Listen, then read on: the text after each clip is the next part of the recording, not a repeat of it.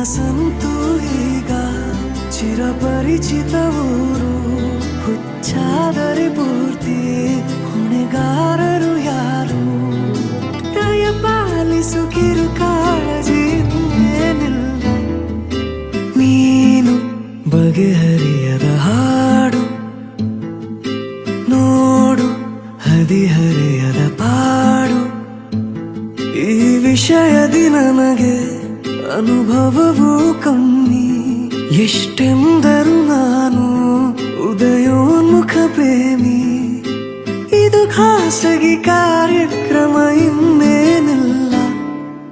ಲೇ